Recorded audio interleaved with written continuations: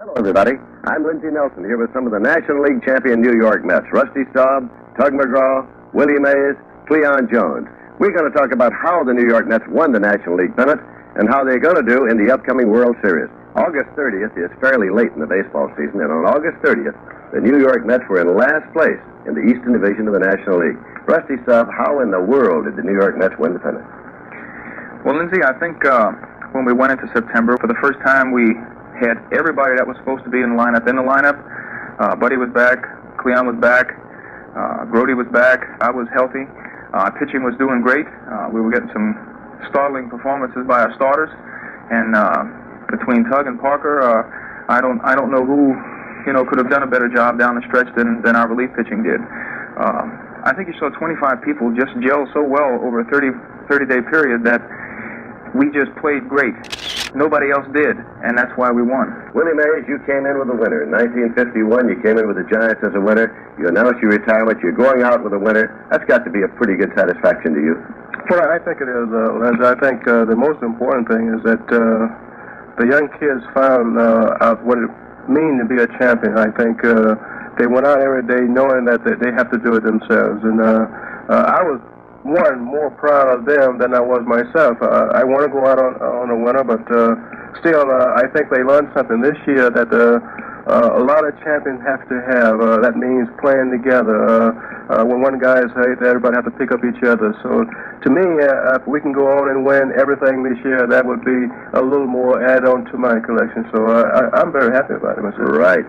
Cleon Jones, you had a fantastic September. And I think you'll agree, at that time, the Pirates of the team had to be beaten. This was the team. It wasn't the Cardinals at that point. It wasn't Montreal. The Pirates were the team that had to be beaten. Now, there was a play. Cleon Jones is playing left field. Dave Augustine was batting. Richie Zisk was at first base. And he hit a drive, Augustine did, that went over Cleon's head and hit on top of the fence. Cleon, tell me what happened. Well, Lindsey, first of all, when the ball was hit, I think everybody in the ballpark thought the ball was going out of the park. Of course, I was surprised when the ball hit on the top of the fence, because I knew I had no chance of catching the ball, but I wanted to play the ball off the fence. And when it hit the top of the fence, I said, hey, what's going on, And I looked up, the ball came right back to me, and I just, wheeled and threw the ball to Garrett, and we were just fortunate that we was able to have a play, to make a play, at home plate. And most people think that that was the turning point in the Mets winning, the championship. I think you're right. And then came the championship series against Cincinnati.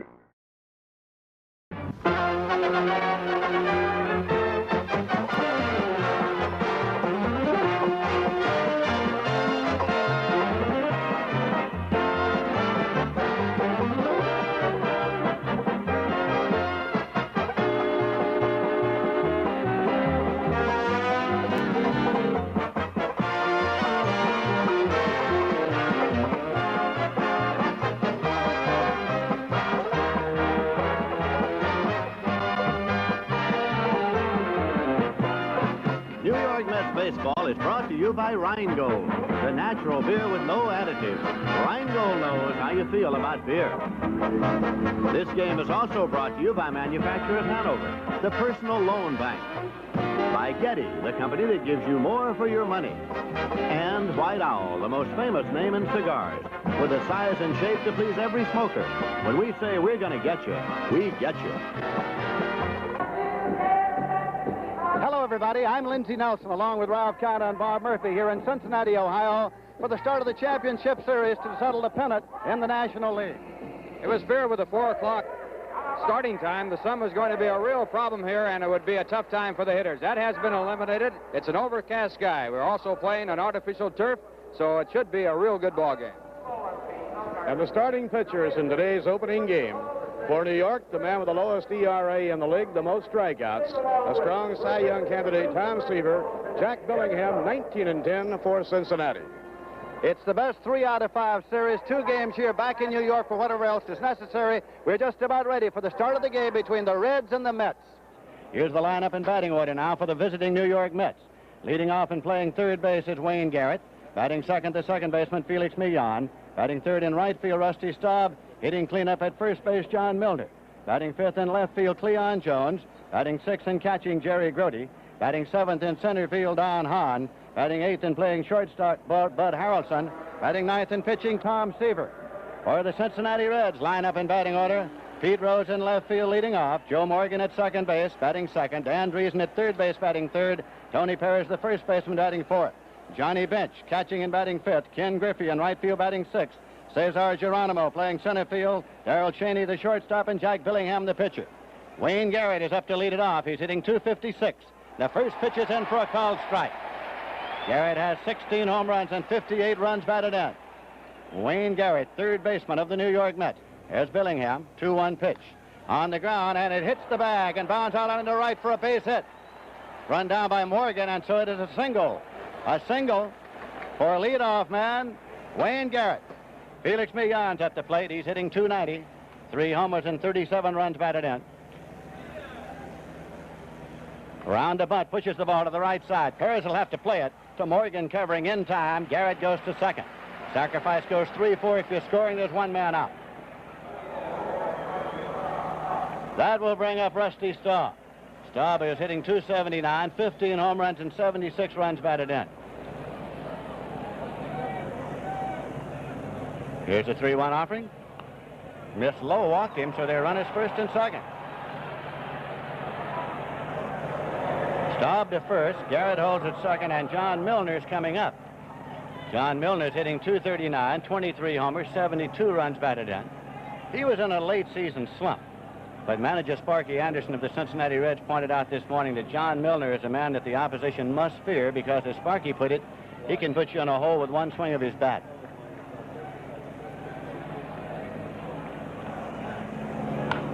And there's a swing of the bat into center now. The ball is taken on one hop, and Garrett's held at third. The throw comes in off that artificial turf in a hurry. And that's one of the differences in the game, as Geronimo came up on one hop and fired it. Geronimo has one of the best arms in baseball, and Eddie Yost, the third base coach, knew that, and he had no chance to score his man, so he held him up. A wise decision on the Mets' part. And, Ralph, it's a thing the Mets have to be acutely aware of, the fact that on artificial turf, that ball gets out there and gets back a lot quicker than it would at Shea Stadium. There is no doubt about that. A very fast surface, and so now it's bases loaded and Cleon Jones coming up. Pedro Bourbon throwing in the bullpen. Bourbon is up and throwing in this first inning. Cleon Jones at bat for the Mets. He's been swinging the hot bat, hitting .260, 11 homers and 48 runs batted in. And there, just a short, could be a double play. Cheney over to Morgan, and on to first, a double play. So the side is out. No runs, 2 hits, a walk, no errors, and 2 men left.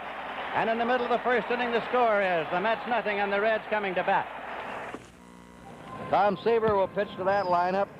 Rose leading off at left, Morgan at second, Driesen at third, Perez batting cleanup at first, Johnny Bench catching, hitting fifth, Ken Griffey in right field batting sixth, Geronimo in center field hitting seventh, Cheney the shortstop batting eighth, and Billingham batting ninth. Pete Rose won his third National League batting title this year. He led the major leagues in base hits with 230. And Seaver's first pitch is a strike, a fastball. Now, as we said, maybe the key to this series will be Tom Seaver's right arm. How is it? The still's tender. Will he have his good stuff? He'll need it. It's a pop-up. Third baseman Garrett, foul ground, 1 down. Kurt, the first 2 pitches Seaver threw, he popped pretty good, it appeared. The first one, Rose flinching on. The second one, a little late on, up and in with that fastball. He's got that kind of fastball with a bright sun again now, which has just come out as Seaver took the mound. A bad background. Seaver's going to be overpowering if he has that kind of background. Joe Morgan hitting .290 for the year. Would you believe he hit more home runs than Johnny Bench, little Joe Morgan? He had 26, and he knocked in 82 runs, and he stole 67 bases. Another great year for him. Curve is a ball. 1-0 to Joe Morgan. Seaver drives off the mound. He doesn't drop his right foot into a hole. He keeps it on the rubber and drives off right at you. Another pop-up to Garrett. They're not getting around on Seaver so far. Looking up in that sun. 2 down. Watch him drive off the rubber, Tony. He has a very low push-off and follow-through. He pivots and actually pushes off the side of the rubber. He has good coordination and balance. Watch this drive and that low right knee. Remind you of Robin Roberts, if you recall. almost touching the ground, and he throws a lot with his body, Kurt, trying to take some of that strain off his arm. He's driving right at the batter with his stride, coming right at you, every ounce in his body behind the pitch. Dan Dreesen, strong candidate for Rookie of the Year in the National League's up. 1 strike to him. Dreesen hit .301, 4 homers, 46 RBIs. Brought up to Cincinnati in early June from their farm club in Indianapolis. Bounding ball to right. Scooping it up as Meehan throws him out. It's an easy 1-2-3 inning for Tom. Into the first inning, 0-0. Final again, and the line score of the first game of the American League playoffs.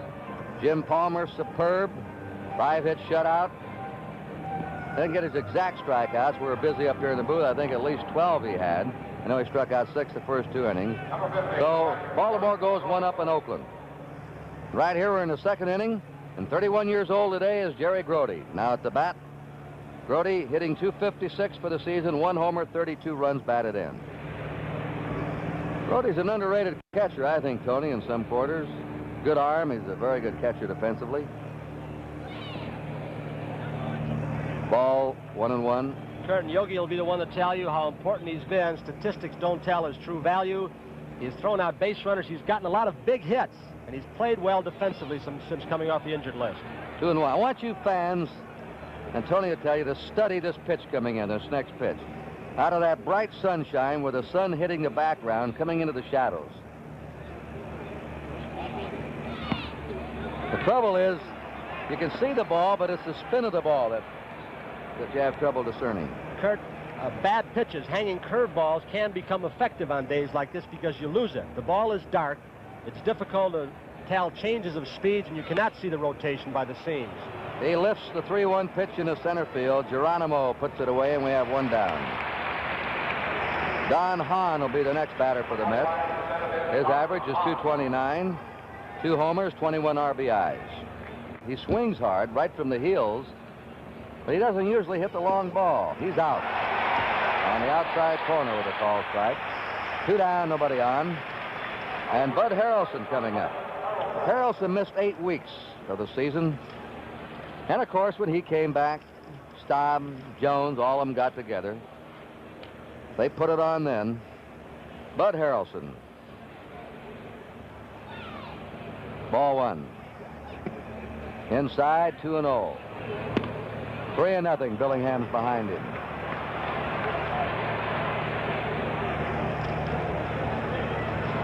Billingham led the National League in shutouts this year with 7. And he tied Steve Carlton for the most innings pitched, 293. And Jerry Royce for the most starts, 40. Workhorse of the staff. He walks Harrelson. That's the second walk given up by Billingham. Here's a man coming to the plate right now who can help himself at the plate. He's gotten a couple of key hits during the course of this season that have helped him win ball games. He's a good athlete.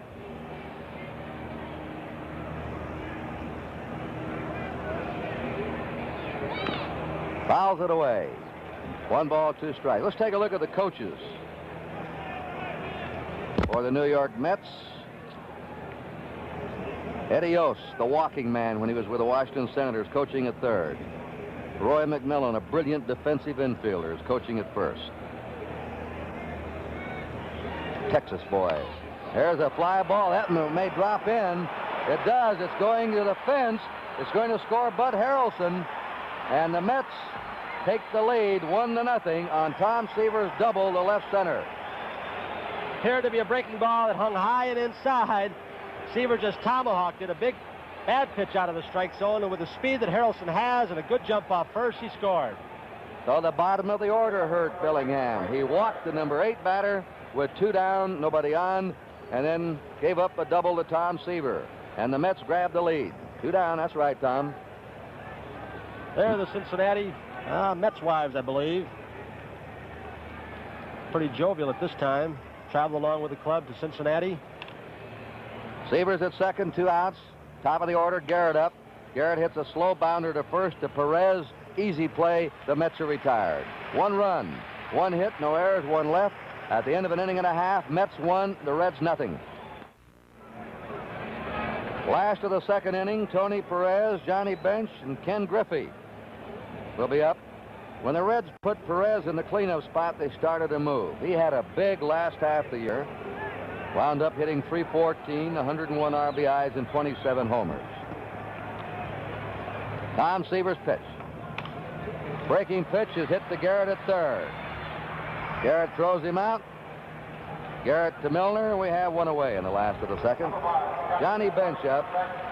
Bench had what they call here in Cincinnati an off year and still knocked in 104 runs. Batting average of .253 and 25 homers. Tom Seaver has retired the first 4 batters he's faced. As we said, he was not sharp in 3 of his last 4 starts, bothered by tendonitis. Pitch, oh, he had something on that ball. Zoo. Whoosh. No balls, 2 strikes. Seaver led the National League in strikeouts this year, the 3rd time in the last 4 years. Fastball again is hit in the right center. Bench is coming for 2. The throw by Hahn, not in time. Curtis, first base umpire Ed Vargo, is lingering around the first base bag somewhat long, and I saw Jerry Grody just take a trot down there. I'm wondering if they don't feel that Johnny Bench may have missed the first base bag. He cut the bag very quickly, may have been off stride. I don't know if Grody's going to ask for an appeal play down to Ed Vargo or not.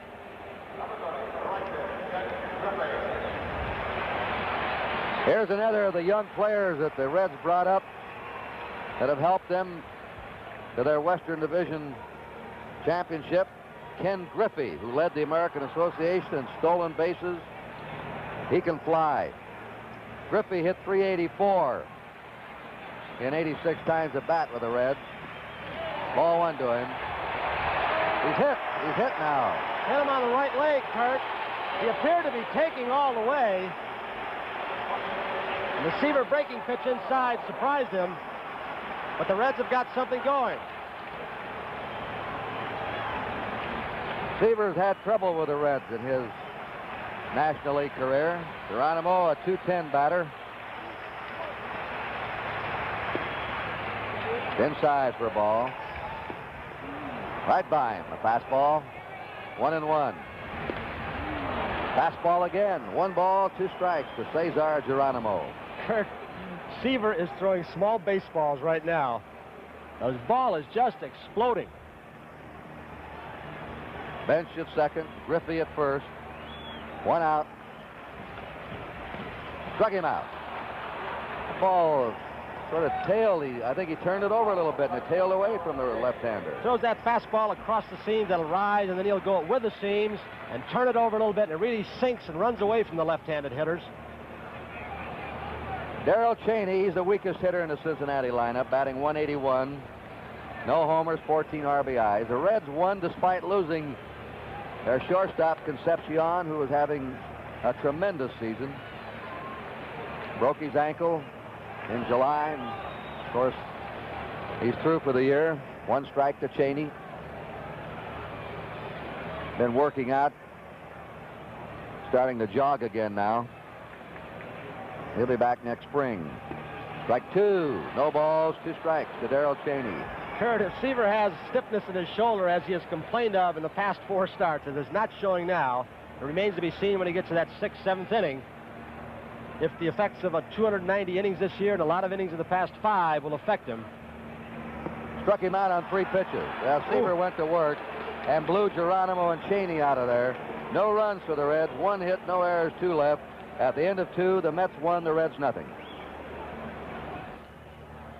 3rd inning. Felix Millan way up on that bat handle again. The pitch is outside to him for a ball. Millan had 185 hits in the 1973 season. That's a new Met record. He hits a ground ball to Joe Morgan at second. Up with it in time, 1 down. Millan sacrificed his first time up. Rusty Staub, walk. Rusty playing at Houston, Montreal, now with the Mets, is in his first postseason series, and he's thrilled about it. There's a drive in the deep left center. Rose going back, giving way to Geronimo, who scissors it across him and takes it. Staub hit that one a long way to the opposite field. This ballpark is not a good home run park. The ball does not carry well here from the 375 right center mark to left center 375. You've got to hit it down the lines to carry. Pete Rose tells me there are some wind currents that swirl around, even in this completely enclosed park, that prevent balls from going out in right and left center. Billingham with a slider, sinker, breaking stuff. Magnificent in the World Series last year. The A's had trouble scoring on him. He averaged 2.9 walks every 9 innings. Today he's already walked 2, and he's 3-2 to Milner. Ball 4, that's the 3rd walk given up by Billingham.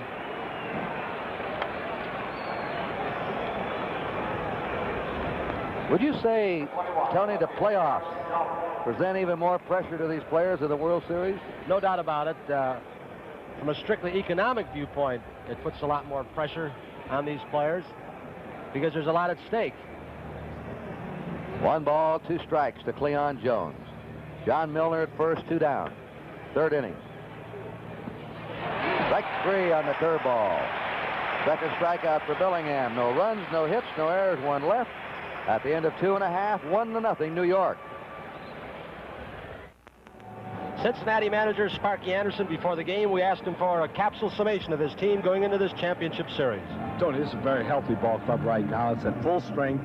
I think our hitting right now is at its peak. I think our defense is the best I've seen it in a long time. And I feel our pitching is the first time we've come into a playoff where we don't have any excuses about our pitching. And I don't know what I'm going to have to talk about in this series because that was a good excuse I always had.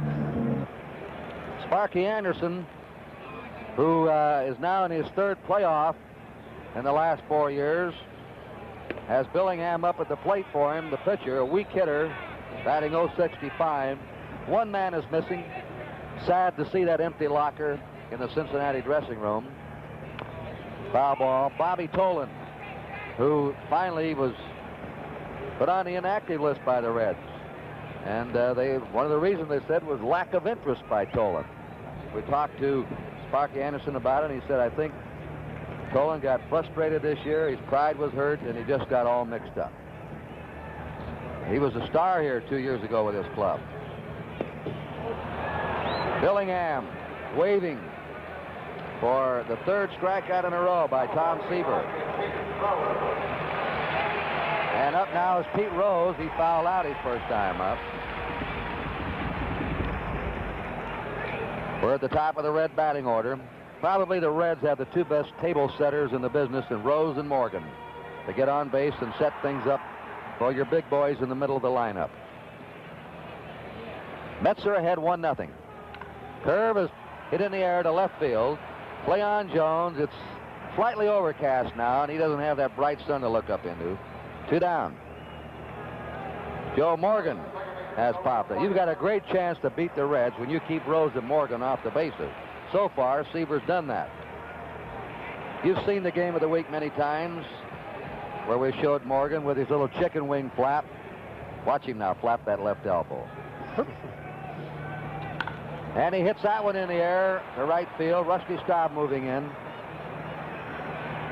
Oh, he wanted to be sure on that one.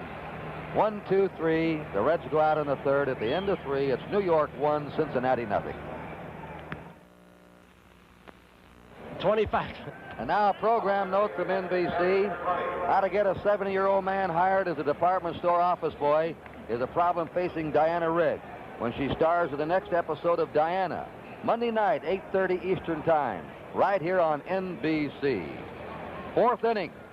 Billingham's pitch to Jerry Grody. Ball 1. Grody flied out his first time. He'll be followed by Don Hahn and Bud Harrelson. Bounding ball to shortstop. Charged by Cheney. 1 down. Don Hahn took a call, 3rd strike his first time. That one's punched to right fielder Griffey. He has it. 2 down. Hahn lines to right. Curtin, mentioning what you just did a moment ago with Grody up, how they were playing, I think that's where a big change has taken part in baseball. The scientific nature of defenses. They'll pitch a player a certain way, and of course the defense will play that way and take a lot of base hits away. Bud Harrelson walked his first time.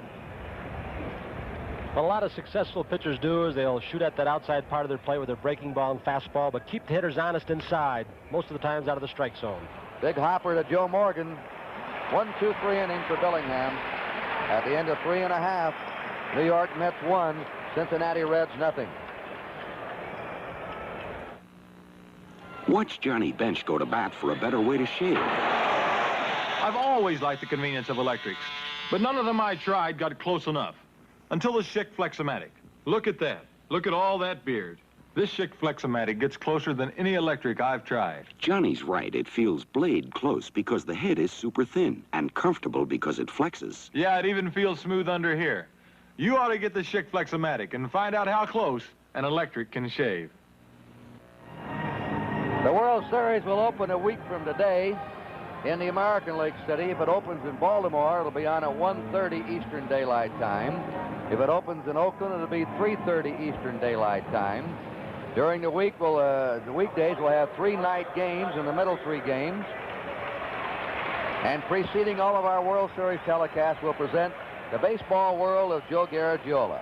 On his first show, Joe will visit with Hank Aaron, who also has the honor of throwing out the first ball of World Series game number 1. Dan Dreesen is up for the Reds in the last of the 4th. He grounded out his first time.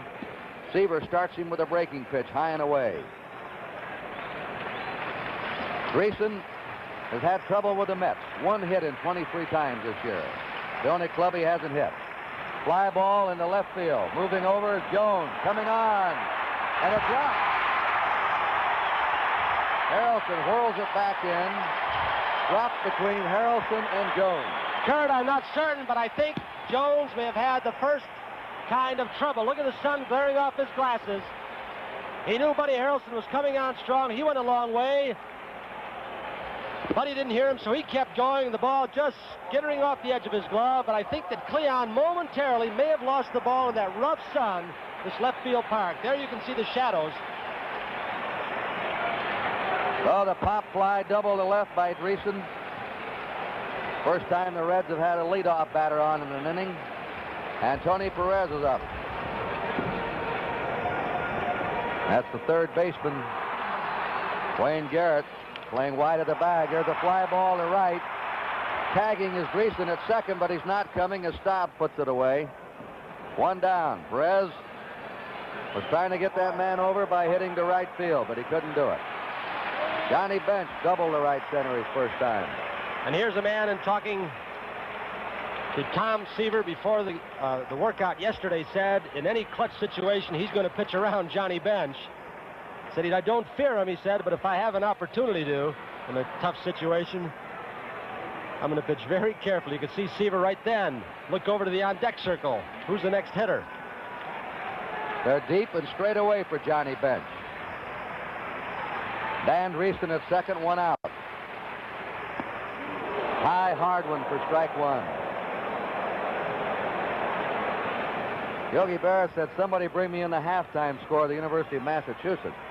He has a son playing there. He's a very good wide receiver. Strike 2, 0-2.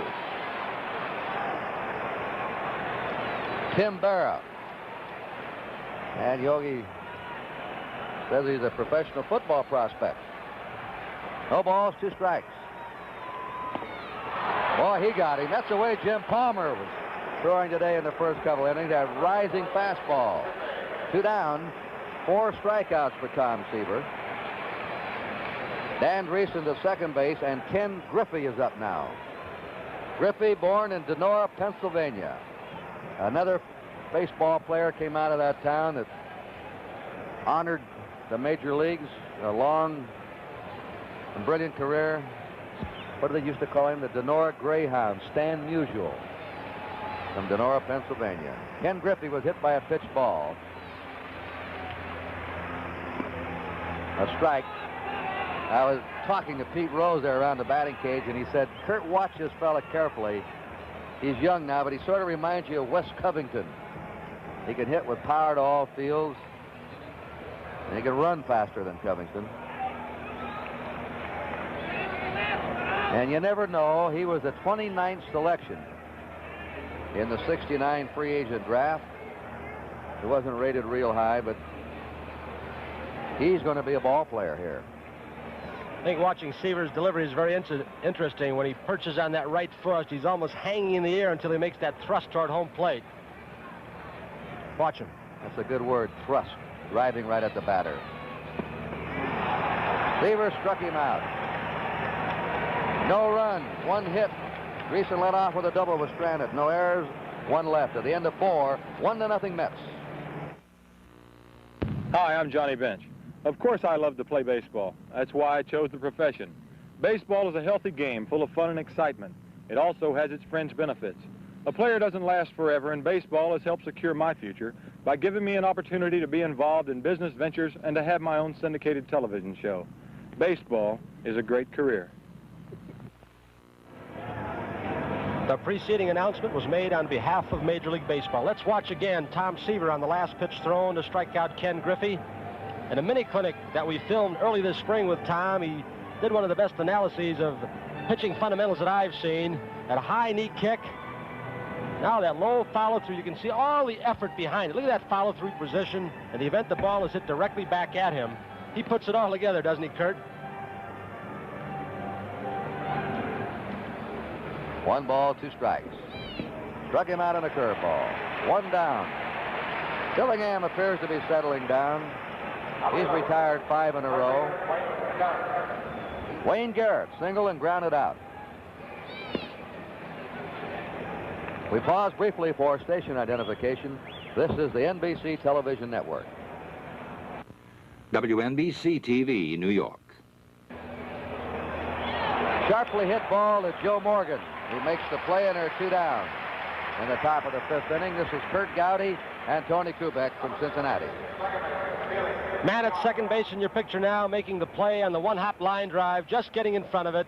He's going to garner some votes for the most valuable player in the National League, along with Pete Rose, Tony Perez from this team, Willie Stargell, the Pirates.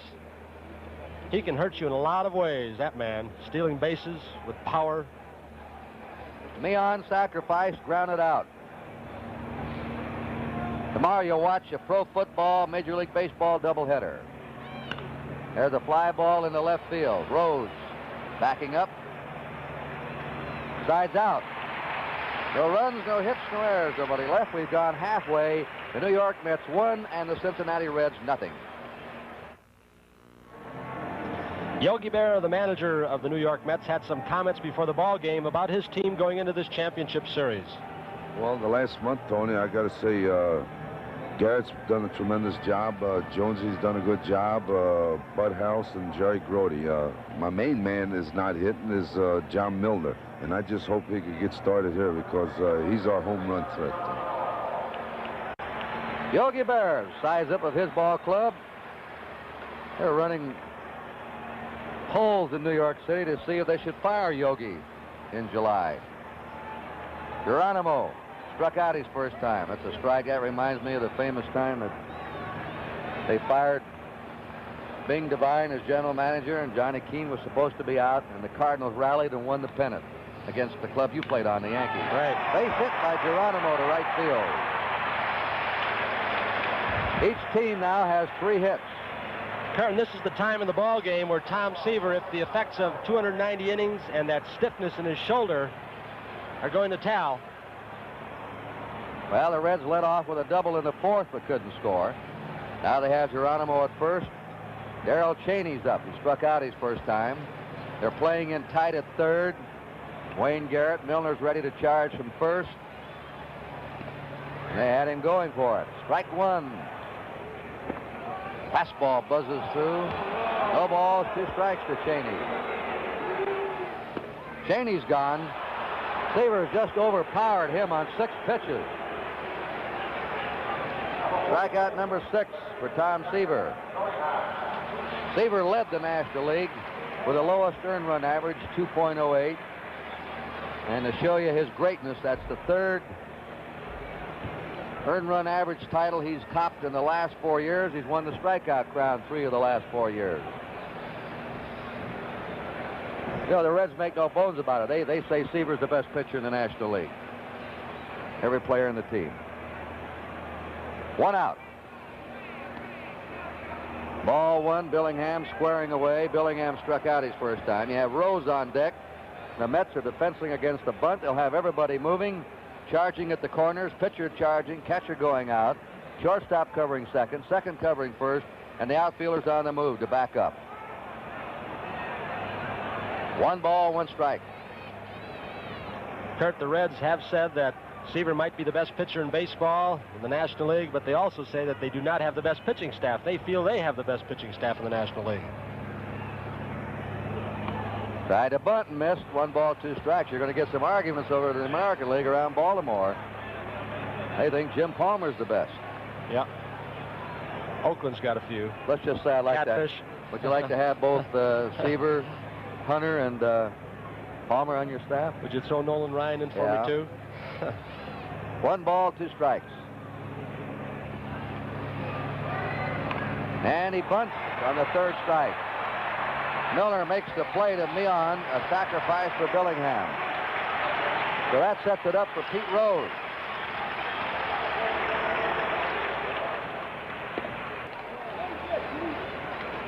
One ball, no strikes. Foul back, 1-1. The Mets are leading 1-0. Last of the 5th inning. Geronimo's on second, 2 down for the Reds. On deck, Joe Morgan. Kurt, day in, day out, there's nobody in baseball that plays harder than Pete Rose, and I don't know of anybody more exciting. His antics on the base pass and his hard style of play. Fouls are back. Let's take a look again at our center field camera, if we can, and see how far he stands back from the plate. 2-2. They can't jam him. He's so far back. He can handle those inside pitches. 2 balls, 2 strikes, 2 out. Geronimo at second. He hits better left-handed than he does right-handed by a wide margin. Oh, he had ideas of reaching. Count goes to 3-2. And Seaver thought he had the pitch. Thought it caught the outside part of the plate. He turned that one over, Kurt. It really ran away from Rose.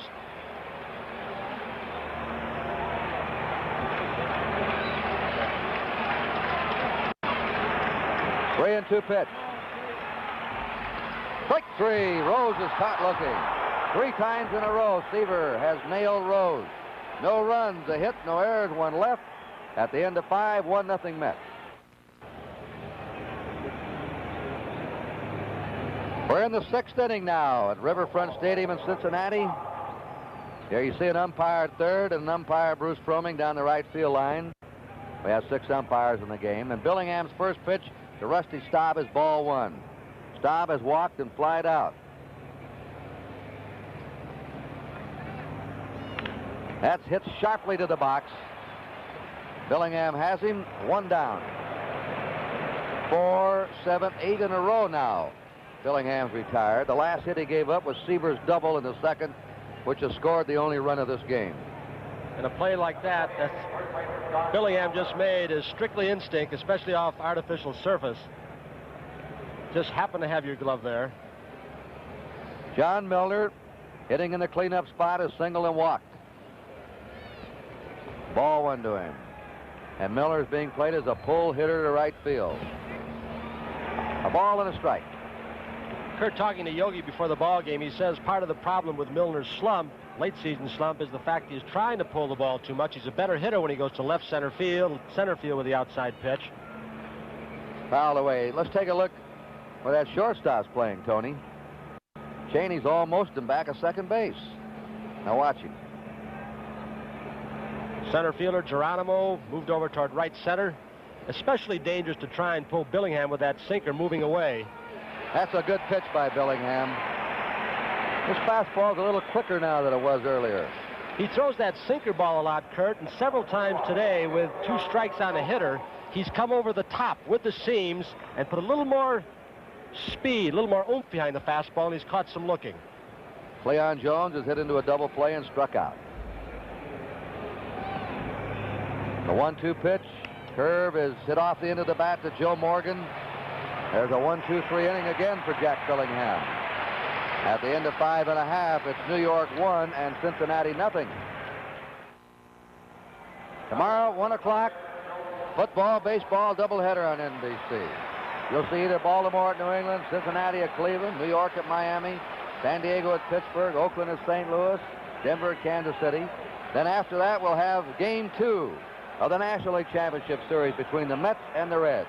Don Gullett against John Matlack. Joe Morgan pops it up. Bud Harrelson squeezes it. Rose and Morgan are 0 for 6. Dan Dreesen is grounded out, and he dumped the double down the left field line. Dreesen fouls it back. 0-1. Foul again. 0-2. Fouls the curve off. That was a bad pitch, and he had him reaching. Just got a piece of it. 1 ball, 2 strikes. Low fastball. 2-2 to Dan Dreesen. And a foul ball again. He's giving Seaver a workout. Another foul. Struck him out on a curve. Strikeout 7 for Tom Seaver. Tony Perez is grounded out, flied out. Let's check these strikeouts. 1, 2, 3, 4, 5, 6, 7, 8. Let me correct myself. 8 strikeouts for Tom Seaver. Tony Perez with 2 outs, nobody on, and the Mets ahead 1-0. Last of the 6th inning.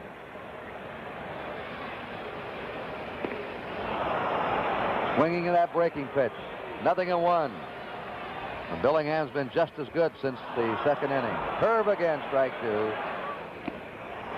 Foul tip, strike 3. Strikeout number 9 for Seaver. 3 up and 3 down for the Reds at the end of 6. It is 1-0 New York.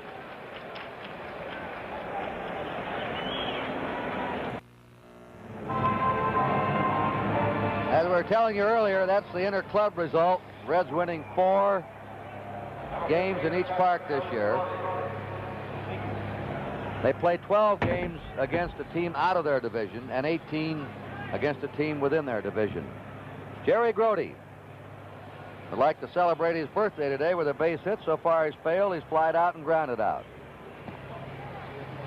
Strike 1 to him. Jack Billingham has retired 10 in a row.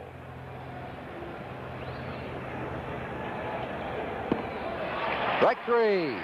And strikeout number 5 for Billingham. He has got that curveball, about 3/4 delivery, that is murderous to right-handed hitters. Like the old, high school roundhouse, starts almost behind some of the hitters, it appears, from up here, and ends out on the outside part of the plate. He's very effective against right-handers. Don Hahn has struck out, lined out to right field. Curve, strike, 1-1. Watch the curveball. Don Hahn rocking back on his heels, starting right at his shoulders, catching the outside corner. And a fastball comes through for strike 2 call, 1-2. Hahn has gone. That curve again by Billingham. Strikeout number 6 for him. Kurt, the way these Mets scored their first run is kind of unusual off Jack Billingham. Let's watch it again, that breaking ball in slow motion. But talking about that run, look at that ball break. Talking about the run the Mets got, you wouldn't expect a veteran pitcher like Billingham to issue a walk to the number 8 hitter and then let a pitcher, Tom Seaver, beat him with a double. Or not beat him yet, but if that run holds up, he'll have beaten him.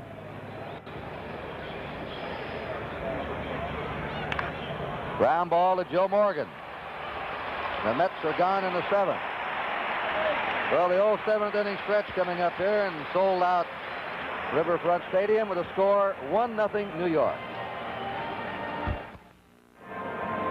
Let's listen to last year's most valuable player in the National League, Johnny Bench, talking about the pitching of Tom Seaver. Oddly enough, he doesn't throw me a lot of strikes. He likes to keep the fastball up and in, and he'll try to keep the fastballs and sliders away.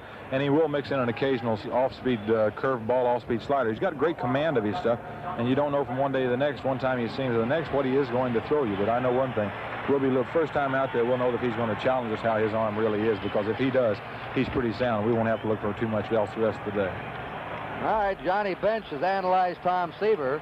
The last time Bench was at the bat, he struck out on 2 bad rising fastballs. And let's see how Seaver handles him this time. Bench has doubled and struck out. The last of the 7th inning. Foul ball back. Pedro Borbon now is going to work in the Cincinnati bullpen.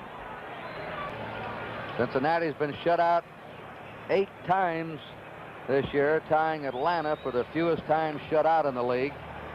6 of the shutouts were here in Cincinnati. Only twice were they shut out on the road. Curve is hit to the box through Seaver. Up for the ball, Harrelson. Safe.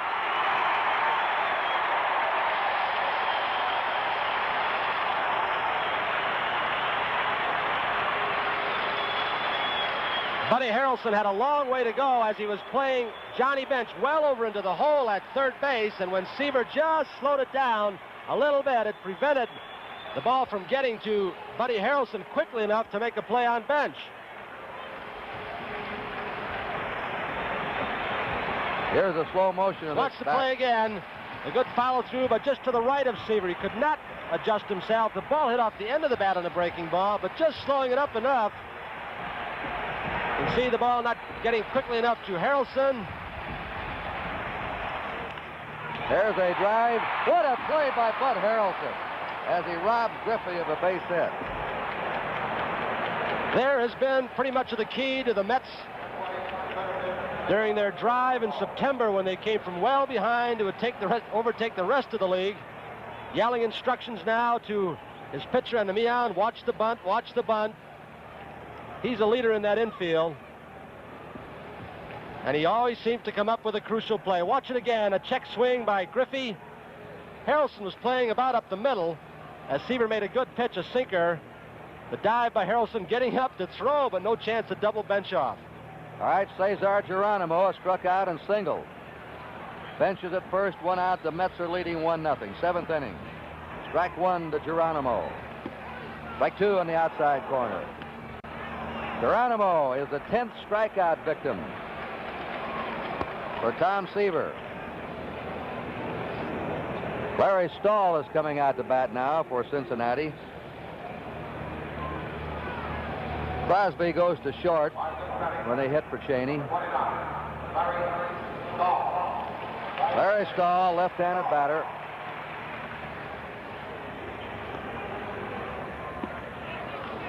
Strike 1 to Stahl.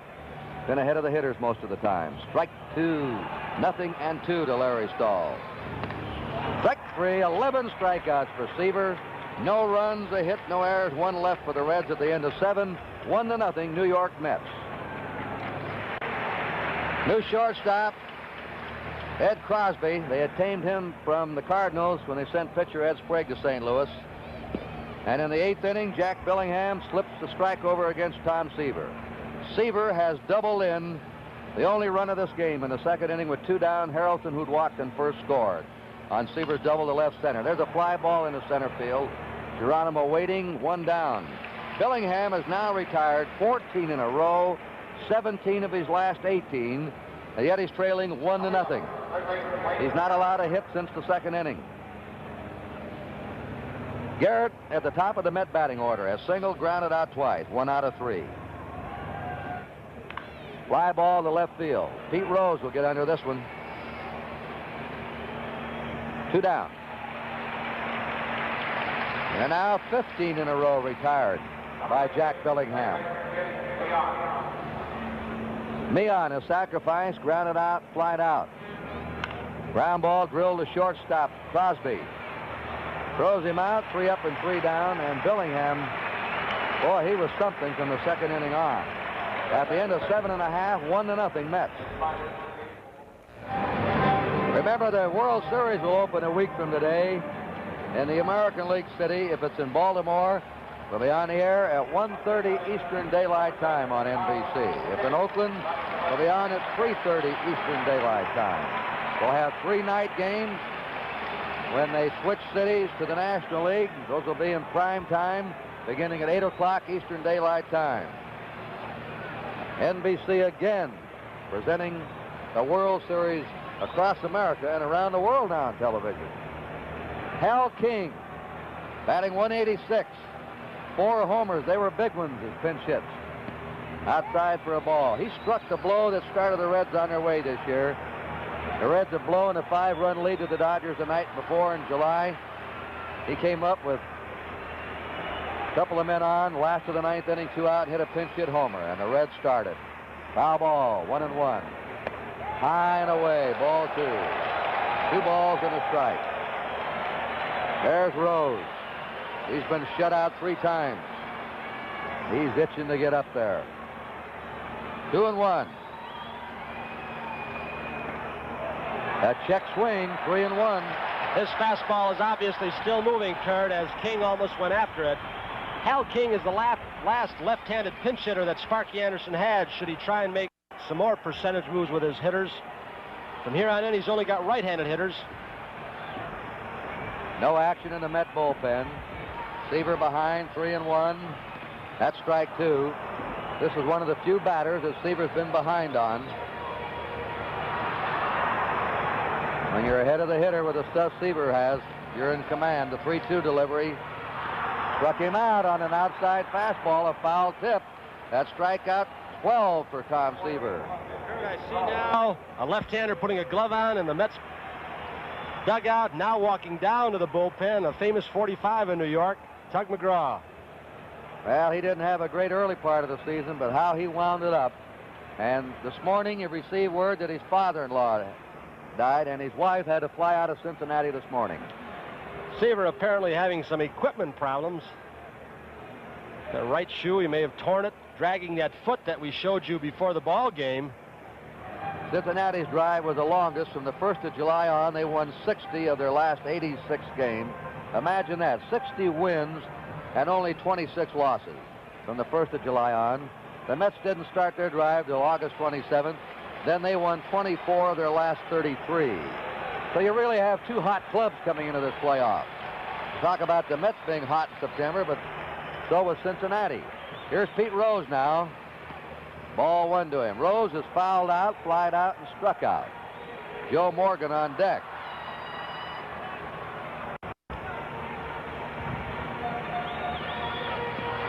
The strike, 1-1. 53,431 is the official paid attendance today. A Major League playoff record. Beating the record of 69 at Shea Stadium. Ball 2 to Rose. So now Seaver was behind pinch hitter King, 3-1, and got him out. Now he's behind Pete Rose, 2 balls and a strike. 1 out, nobody on. Oh-ho. You can hear that one pop into the catcher's mitt of Jerry Grody up here. 2-2. He's still got enough left for that occasional fastball when he reaches back extra. Garrett at third and Milner at first, really on the line to prevent against that double. Foul away. 2 balls, 2 strikes to Pete Rose. Both bullpens are still active. Tom Hall for the Reds. There's the first baseman Milner on the line. And Tug McGraw for the Mets. That's a good look for you up the left field foul line. There's a long blast. Going. It is gone.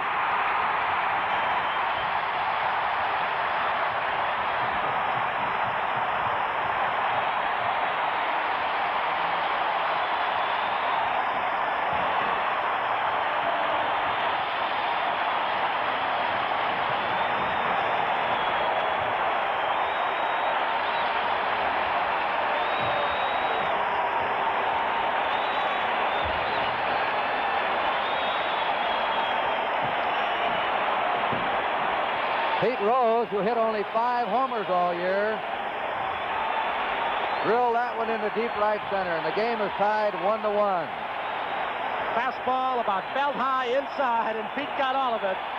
He has won this town back, Kurt. It was Johnny Bench's town for a couple of years after a couple of MVPs, and there is some rivalry between the two in this town, the rivalry to excel. And Pete has still got them standing on their feet here in Cincinnati. Yeah, and Joe Morgan is making Seaver wait. He went over to the on-deck circle. Seaver had to go into the dugout and change his shoe.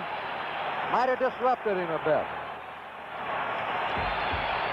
All right, here's Morgan up. Ball 1 to him. Morgan is fouled out, flied out, and popped out. Well, Billingham's off the hook. He cannot lose this game. And he could win it if his team went ahead this inning. Foul ball, hit hard. 1 ball, 1 strike to Morgan. Foul away, 1 ball, 2 strikes. The 2-2 pitch. struck him out. The foul tip on a sharp curve. Strikeout number 13 for Tom Seaver. 2 down, nobody on, and Dan Dreesen up. Has grounded out, doubled, and struck out. Now Dan Dreesen is coming up. He had a pop fly double in the 4th inning, on which Cleon Jones and Bud Harrelson crisscrossed. The ball fell in between them. Otherwise, Dreesen has grounded out and struck out. 1 for 3 left-hand batter. Score tied 1-1. The Reds are batting in the bottom of the 8th. Crowd is still buzzing all around this big ballpark. And here's the pitch. Fastball swung on it in the air to left. Cleon Jones is coming on. He makes the catch and the side is retired. But the Cincinnati Reds get a run on a hit, the home of our Rose. No errors, none left, and at the end of 8 innings, the score is the Reds 1 and the Mets 1. WABY. Here's a pitch that is taken in there, fastball for a call strike. 3-1 to Staub. Staub walked in the 1st, fly to center in the 3rd, grounded out in the 6th, 0 for 2. This will be a 3-1 delivery, and it's on the way. High and tight walked him, and the Mets pick up a leadoff base runner here in the top of the 9th inning. Milner's around, takes high again. So now, Tom Hall has gone behind 2-0, and here comes Sparky Anderson looking at the bullpen. He might bring Pedro Bourbon in here right now. Bourbon was his ace in the bullpen. Pedro Bourbon has the sign. Staub is running, hit and run, fly ball to center. Staub retreats to 1st. Geronimo's there. Geronimo waits, makes the catch. Staub tags to draw a throw, and goes back to 1st. So the Mets switched off the hit and run on the 3-2. But Milner flied to center, and that brings up Cleon Jones with 1 man out. This will be a 2-1 delivery. Swung on and hit in the air to center field. Right center, Geronimo drifts over. He's there. Staub is tagged at 1st. Geronimo makes the catch. Staub comes off, draws the throw, and goes back. 2 away, and Cleon Jones has flied to center. Grody is the batter. There goes Staub. Here's a swing and a ground ball. A high chop, but it's short. Drives back Crosby. Throw to 1st and in time. Got it. The side is retired. In order. Nothing across. A walk and 1 left. And in the middle of the 9th inning, the score is the Mets 1 and the Reds 1. Tom Seaver has struck out 13, walked none. Perez has grounded out, flied out, struck out. He's gone 0 for 3. Right-hand batter facing Seaver, who is into the motion, and here is the pitch. Curveball hit on the ground to short. Bud Harrelson has it. He goes across in time, and Perez has grounded out, short to 1st. Johnny Bench is coming up. He's had 2 hits today. He's 2 for 3. Bench is a right-hand batter, batting here with 1 man out and nobody on, as the Reds are batting in the bottom of the 9th inning. Breaking pitch, and it's low for a ball. The score is tied 1-1.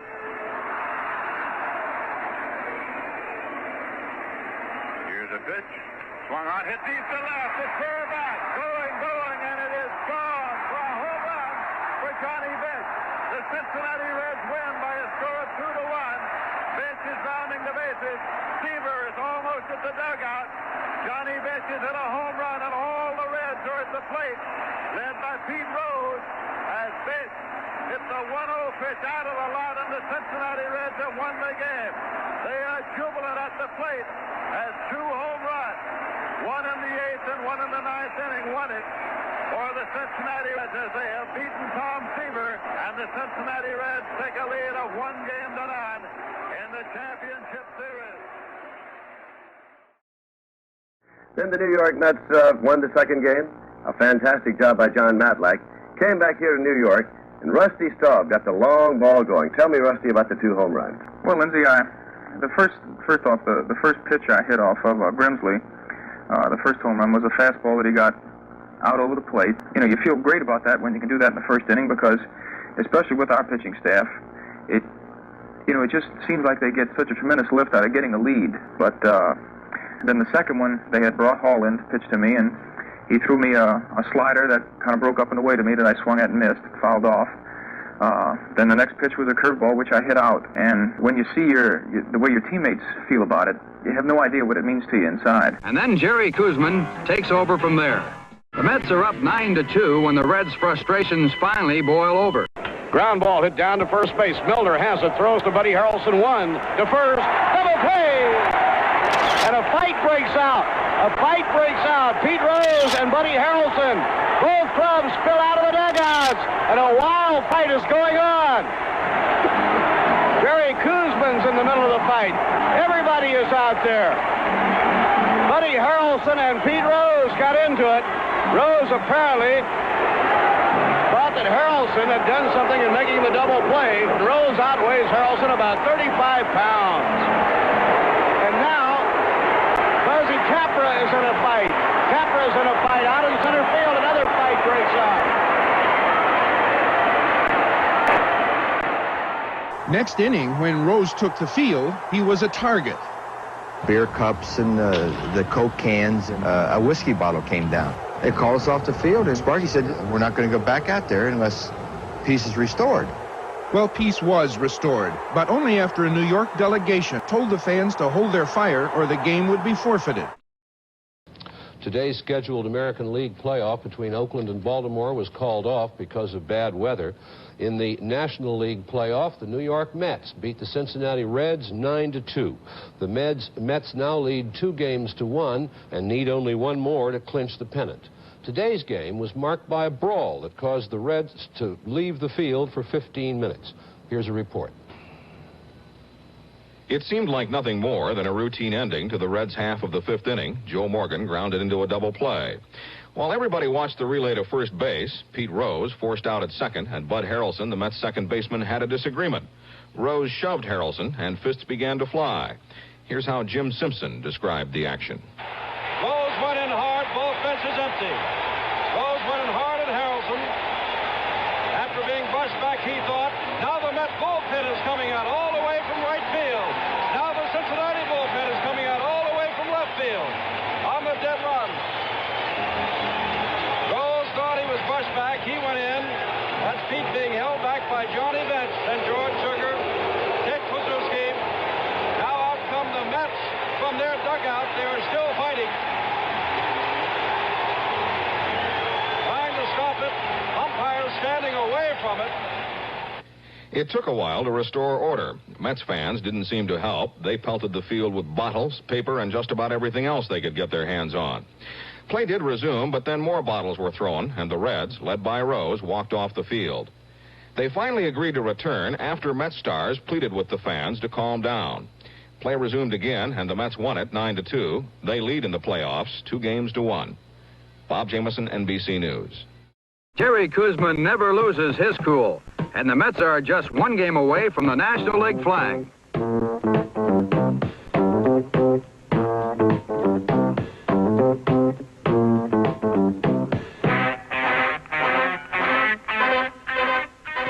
Superman may not be undefeated anymore, but his sense of humor is intact. Buddy will merely resume his role as a mild-mannered shortstop in Gotham as George Stone tries to seal the pennant for the Mets.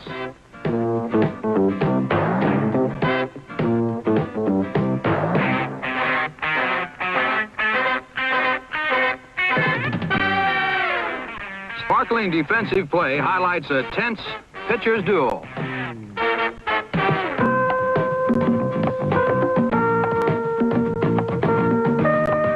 Rusty Staub saves the game for Stone with a pretty over-the-shoulder grab.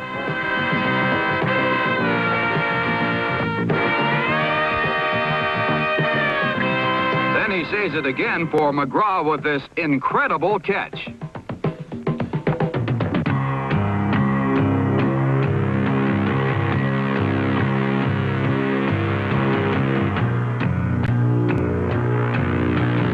But Pete Rose connects with a Harry Parker fastball in the 12th inning.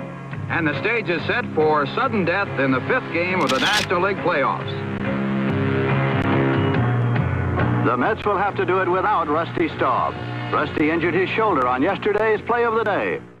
The New York Mets then had to play the Cincinnati Reds one game. Singly, the most important game the Mets ever played, because in 1969, when they won the World Championship, they never reached a point where there was one game. They won breathing.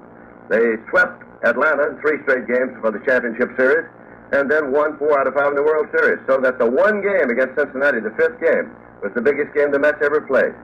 Rusty Staub couldn't play because he had banged into the wall, making a fantastic catch, had a shoulder injury, and so he had Cranepool started.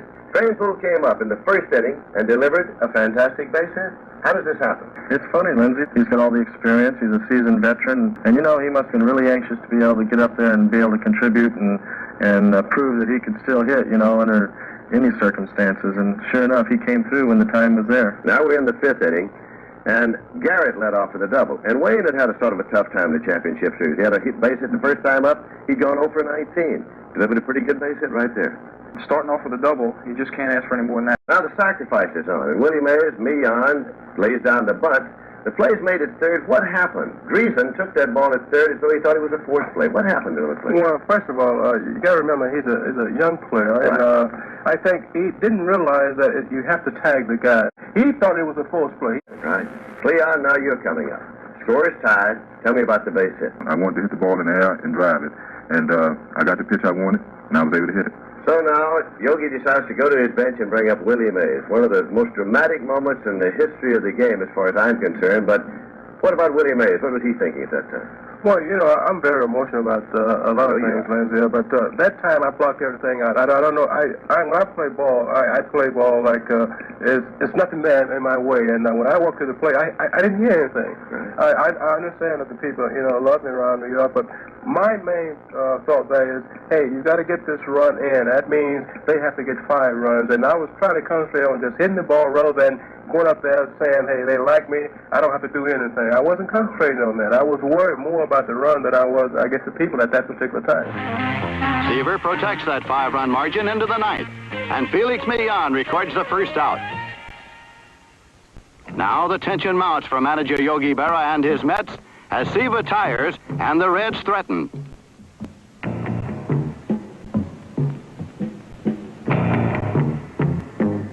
Cincinnati loads the bases with just 1 out, and the heart of the batting order coming up. Yogi decides it's Tug McGraw time again. Jane Jarvis, Shay's Queen of Melody, always plays an Irish medley when Tug McGraw arrives at the mound. Mets need 2 outs to win it. Tug McGraw, proclaim the battle cry, you gotta believe. Towering pop-up. It's an infield pop fly, and Bud Harrelson will be under it. They invoke the infield fly rolling through down. The roar starts to build.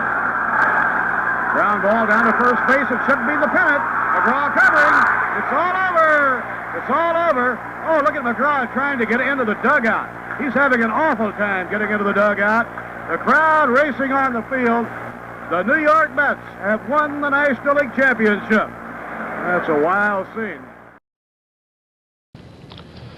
The amazing New York Mets, who were in last place just 41 days ago, won the National League pennant today. They beat the Cincinnati Reds 7-2 in the final game of the playoffs. Jim Simpson describes the final pitch with the bases loaded in the top of the ninth. If McGraw gets Dreesen. Ground ball. Milner goes to McGraw. It's over, and here we come. The miracle has happened again. Tug McGraw saves it and heads for the dugout. 7 runs, 13 hits, 1 error for New York. Seaver the winner. McGraw gets it 2 runs, 1 of them only earned. 7 hits, 1 error for the Reds. Billingham the loser. And as we saw 4 years ago, the miracle has happened again, and Bedlam breaks loose at Shea Stadium in New York. In the American League playoffs, Baltimore tied the series at 2 games each, beating Oakland 5-4.